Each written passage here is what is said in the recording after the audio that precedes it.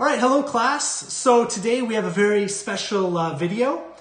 This relates to our career prep component of the course. We have with us today Greg Langstaff. Hello Greg, welcome to our class. So Greg is going to stop by to give us some tips on resumes, on basically career preparation. These are things that we know are very important, but we often kind of put aside and don't put enough effort into. And recently Greg has helped me basically improve my resume writing. He's redone my resume for me and also helped me with my cover letter as well. So Greg, welcome to class, and I'll let you have the floor. Awesome. So before we started, Eric sent me this version of his resume that I think, do we have this up now? Yes, I have it displayed split screen with your video feed. Awesome. Okay, so yeah, I mean, we started off with a decent starting point. I'm not going to spend too much time analyzing this resume because I think it's got some solid pieces to it. But like as you'll see, we made some significant improvements. So maybe we can just jump straight over to that one.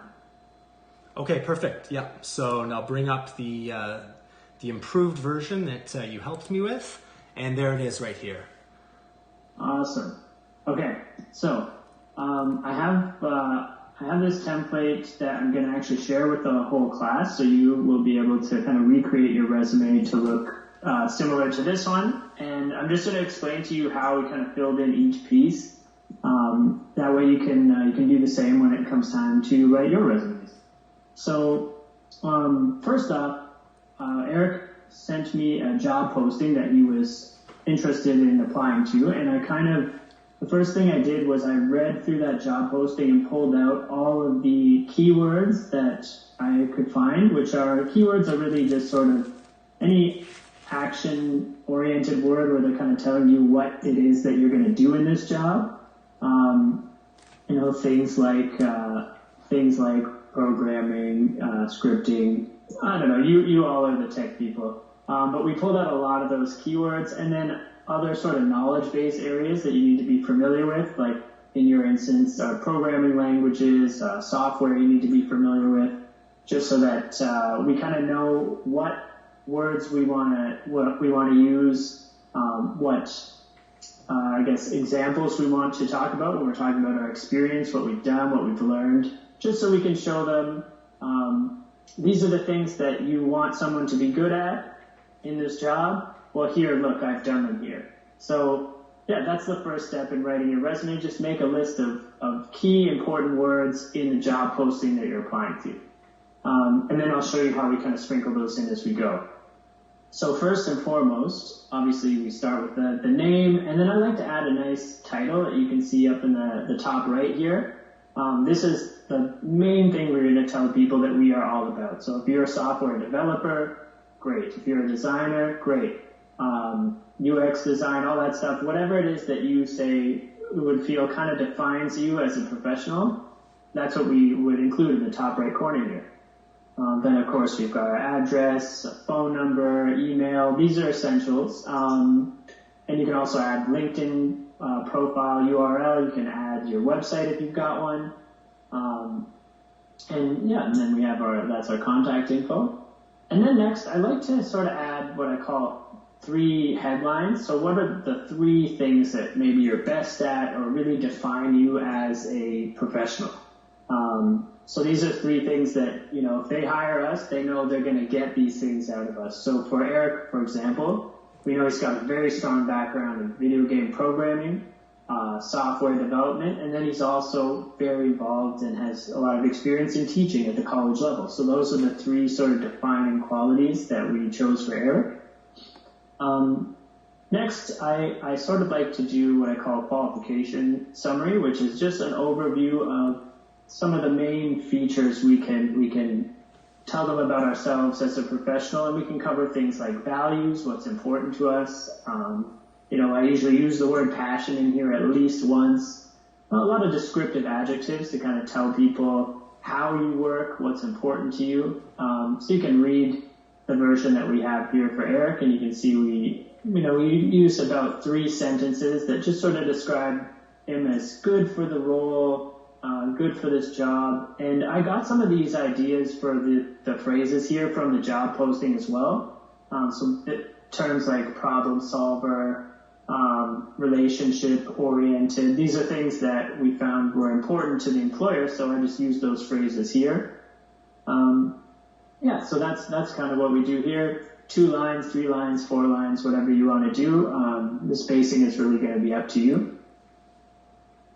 Then next, in the key skills section, so I just use a table format to put all these phrases in, but this is like the best chance to just plug in keywords from the job posting. So basically anything you see on a job posting that you've done, if you haven't already listed it as your title or in sort of those headlines, those highlights at the top, plug them in here in key skills.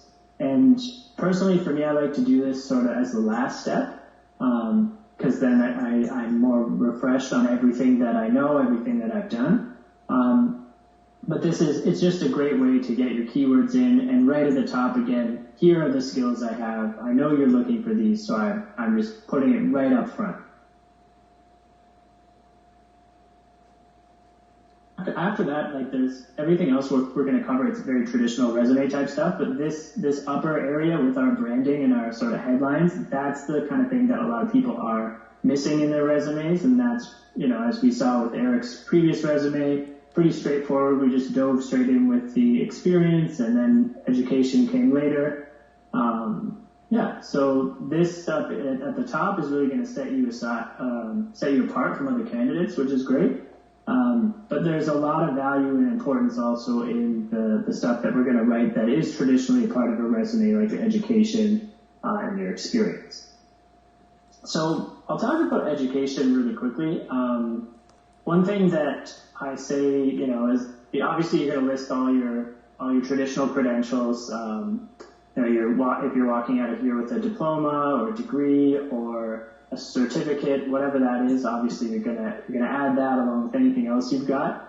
But what I wanted to show you is just so the bullet points under an education section. You can see here for Eric's master's degree, we added a couple of bullet points. For the bachelor's degrees, we didn't bother. So you don't need any extra information under education, but if you have something kind of impressive or noteworthy that you want to share, you can add a bullet for that. So we had Eric has an impressive scholarship that he earned, and he had a thesis as well, these are both great accomplishments and show that he's a high performer and he really cares about his field enough to do a thesis, which is just, again, things we really want to show that we're committed and we do well in our everything that we try to do. Other things you can include here, if you did an exchange, if you have a particularly high GPA that you're proud of, that's something you can include as well. But again, it's also perfectly acceptable to just have nothing underneath your credentials. That's totally fine as well. Okay, let's jump right down to experience. This is the meat of the resume. I was a hiring manager for about 10 years, and I'll admit, you like to see that branding stuff at the beginning, but the heart of what you're looking at is the experience. So the way I like to format it, and I'll share this with you, we go job title in bold right at the top so they can immediately see what it is we've done. And then we'll, our dates, the place where we did the job, the actual location of that company, organization, school, whatever it is. And then, as you can see, right under the line, the College of North Atlantic, under that line, I took a bit of space to just give some context. So we mentioned Eric as a contract faculty member, and we just listed some of the high-level responsibilities. Now, in a lot of resumes, this is really all you're going to get from people, and it's a huge missed opportunity because, we can see for most people, if they're familiar with what an instructor any school of information technology does, they can probably guess a lot of this stuff that's in that first line, which is why it's important that we moved on to more substantial accomplishments of Eric's. So I want to just take a little bit of time to talk about some of these bullet points. You'll notice that each one of the bullet points starts with one or even two action verbs. So we have designed, we have taught and mentored, we have collaborate, we have supervised. And these are just powerful active words we're going to use to start these sentences. So make sure you start each bullet point with an action verb. Honestly, you can Google action verbs and there's going to be a million that come up. There's big lists. I even do that still sometimes. So yeah, start with an action verb. I couldn't recommend that more because it's very, very dull to read a resume that doesn't have action verbs. Next, we want to get into some specific and quantifiable details where we can. So we'll look at the second bullet point we have here. So Eric taught and mentored 100 plus software development students, tailoring instruction to each student's level of understanding. So it's specific, it's very detailed. This is what he did. He taught and mentored 100 plus software development students, and then we go one step beyond, tailoring instruction to each student's level of understanding to show he's done this a lot and he's good at it. He's a great teacher. And then we have a second piece, and this doesn't need to be a second sentence. You can tie it all into one sentence, really up to you. But we have a result here. So many graduating students have proceeded to prominent programming jobs. So this is just another way to say, not only did Eric teach and mentor these students, but look how well he did to show how well those students have done. So that's a good way to say, here's what I did and it went really well. We want to structure each bullet point to kind of fit that format where we can. I mean, we won't always have time. You can see, or space, or we won't always have a result. You can see in that fourth bullet point there about the iOS mobile app that Eric's students were creating. We didn't really have room for a result. And also, I think from our conversation, there wasn't a significant result except that they finished the app. So, where you can, rounding it out with a nice accomplishment is great. But otherwise, just make sure you're hitting those action verbs and you're also getting as much detail as possible. And include numbers where you can as well, because that's great. I mean, even if it's a customer service job, it's better to say, serve 200 customers per day. Is better to say did customer service, So yeah, where you can get in numbers just to show the amount of that work you did, that's great as well. And if, we scroll down to page 2, we picked 4 of Eric's jobs to highlight for this application. So there's a lot more of the same. You can see on the second job under senior programmer, just by kind of scanning it, you can see, the different game platforms really jump out, Xbox 360, PS4, iOS, etc. And then the next thing that jumps out, in my opinion, really is when we get into the programming and scripting languages. I mean, you can see those right away. Something I didn't do with Eric, but you do have the option to do, is if there's particular phrases in among these bullet points, you can bold them. Just, don't overdo it. Pick your spots. But if there's something, say we really want to make sure they see that we have all these programming languages again, we can bold them. Or maybe there's a particular game that we're really proud of in Eric's case that he worked on. Like this, I know Project Winter was a pretty big one that Eric was a key part of. So that's another thing, say we could have highlighted, especially if he was applying to a job that was more video game programming as opposed to more college teaching. Right. So that's an option. That's something we talked about, that I kind of want to tailor this resume more to teaching. But if it was a video game one, I'd probably want to make like Street Fighter and Project Winter. I'd probably want to highlight those more, I guess, right? Yeah, and the other thing where we had a bit of flexibility, and this is probably common for college students, is like Eric, you have these two jobs are both to present, right? Like we have April 2018 to present, and if you looked up at the CNA job, that's also to present. So if we were applying to more video game development positions, we'd have the flexibility to flip those. Right. Because you do want to, as best you can, you want to do your experience in reverse chronological order, so most recent to least recent. And that, so for in your case, we would have had the chances to flip those if we wanted. One other thing, while we're on the subject of sort of the college student resume, that I wanted to bring up is feel free to mix volunteer experience in with professional experience. So if you've done some really cool projects as part of your schooling, or maybe you're in a student organization, a club, or something like that, like those can go right in among the rest of your experience. Employers, they don't care so much if you've been paid for the work as much as they want to know that you're able to do it.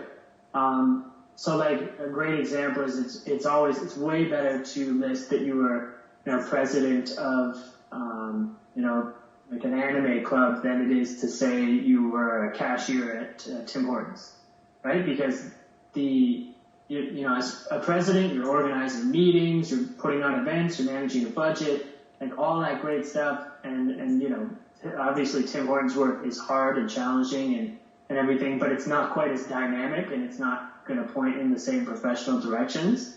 So that's something I highly encourage. And if your work is really, really like your best work that it pitches you for the jobs that you want, in say software development, for example, maybe if we can go back up to the education section, Eric. Yeah. Feel free to fill out bullet points under your diploma, your degree, whatever it is. Fill those out as if it was a job. Go into detail with your accomplishments, with your action, your action-based, your action verbs, your specific and quantifiable detail, your results. Same bullet point style. You can put those under your education if that's where your best experience is. Okay, and so for a lot of you, it might be. Yeah, so in my case, because some of this education is quite a long time ago, I'm better off putting more of my emphasis on my jobs, right? But some of the students, though, they might not have as much job experience, so they would want to go into more detail, you're saying, with the education part. Yeah, absolutely. Especially with projects you've done that are relevant to the kind of work that you'd be applying to do. Absolutely. The last person I ever worked with before I started doing this professionally, we built his whole sort of applicant pitch on his resume about this like co-op project that he had done, and we listed it under education, and that's what got him his first job. So that was 3 years ago, but that kind of stuck with me. So yeah, I mean, feel free to fill that out, and like for if you're still in school or you're just finishing school, I say education should go on the first page as close to the top as possible. Like we have here, and for more experienced people, I usually put education at the bottom, unless they're in a situation like Eric where they're applying to a job in higher education. Because then education obviously is highly valued, so we want to put that front and center. So I mean, go all in on experiences from school, whether they are in class or they're something sort of extracurricular. Feel free to include that right in the experience section. And if you don't want to be, if you want to be as accurate as possible, what you can do is, as you'll see on Eric's resume, I have the heading is professional experience. You can just call it experience, right? I do on other resume templates I just call it experience, even if it is all professional. So it's totally fine to do that as well. And then, I mean, we can kind of jump down to the bottom, but Eric has some work experience that's more elementary and high school teaching. It's not really relevant, but we wanted to include that it was something he had done as well. So that is, we just briefly listed that at the bottom. Other things you can put on a resume. Oh, did you have something to say, Eric? No, sorry. No, I didn't say anything. Okay. Keep going. Okay. Other things you can put on a resume, awards, if you've won awards, volunteer experience. And as I said, you can mix volunteer experience in with your work experience. But if it's say it was just a day, at a one-time event and you just kind of volunteered, you didn't really gain any experience or skills or anything, you can just list that kind of like we have in additional experience. You can make a volunteer experience section for that kind of stuff. We also sometimes, as you saw in key skills, we put some of the software and the programming languages and everything for Eric. If you want to make a separate section for that, because you've just got so many, that's a great, you can add your own heading for that as well. Just continue to use the same heading format. What else do people include in resumes? Languages, if you speak more than actual languages. If you speak multiple languages, it's a great thing to include. I would say don't worry about the references available upon request line. People, I only use that if I'm right near the bottom of page 2 and I want to really fill up the last couple lines. I'll plug something like that in. But for the most part, they know you'll give references if they ask, so you don't have to worry about telling them that. Just some formatting stuff, 1 to 2 pages is fine. I wouldn't go over that unless you've got, 15, 20 years work experience, and you're applying for an executive role. But I know there's a lot of people who say 1 page only. That's not in any of the literature. It's not in any of the training. So unless they specifically ask for 1 page, 2 is totally fine. Make sure there's plenty of white space. You can kind of see with Eric's resume, we've got big blank lines between each of the jobs. It's not too crowded. I use traditional margins. If you want to go with narrow margins, that's a bit trickier. I know from the regulations that were taught in when I got my resume strategist certification. They say 2 centimeter margins at the least on each end. I don't know. I don't know if I have any other specific tips that come to mind. Just, take your time with the bullet points. That's probably the hardest part, but it's also probably in the end the most important. That's kind of, if I had to round out my advice with that would be the key takeaway. Okay, well, great, Greg. That's great. I think that, going through this, the students can really see the key parts of this resume. And if I can get that template from you, I can have the students then go and fix theirs up and format it kind of in a similar fashion. Do you have anything you'd like to mention to the students about when they do go to apply for their, they graduate and they're going to get a job?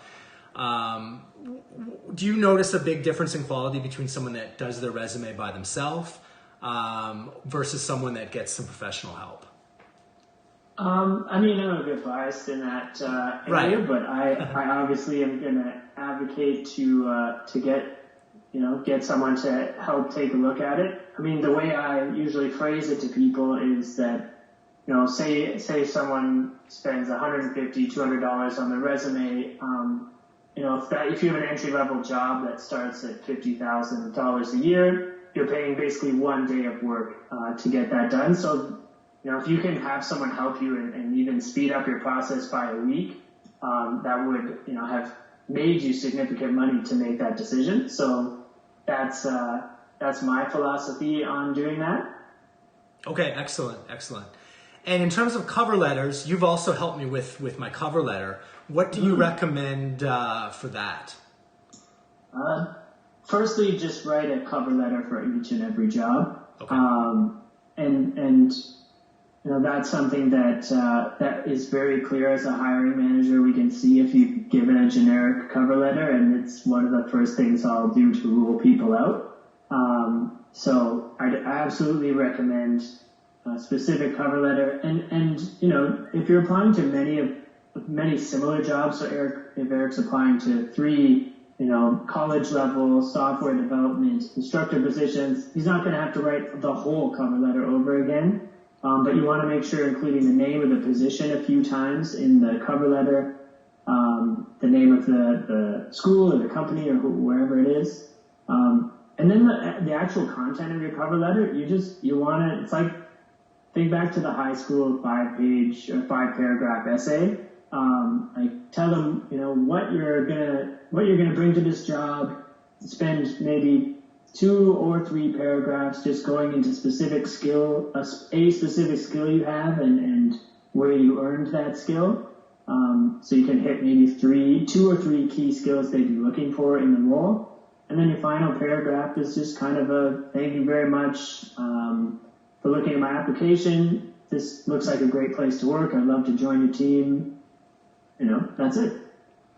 Yeah, I mean, I can share my cover letter template too if you want. I have no problem sharing that tool as well. That would be great, actually, Greg. Yeah, I was thinking because if I had something I could also give to the students and go through with them after, that'd be excellent.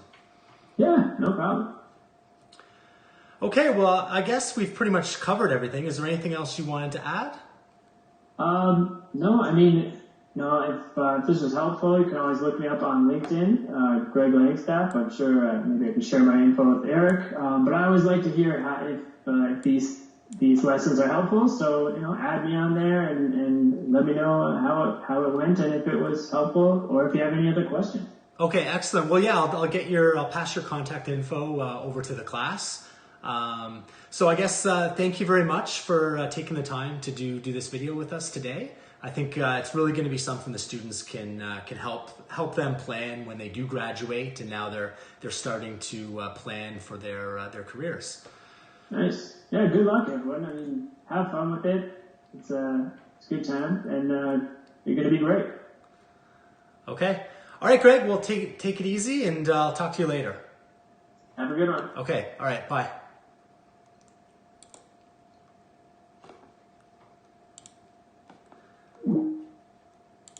Okay, so that wraps things up. So hopefully that went well. I have to now edit this video, so that's a little bit stressful because, you know, if it's not like I can redo this. So hopefully the quality of the video is good. I will be posting the resume. Let me just move my screen. Oops. I will be posting this resume that Greg helped me with. Now, the only thing that I removed from this resume is there are some personal details like my address, phone number, stuff like that.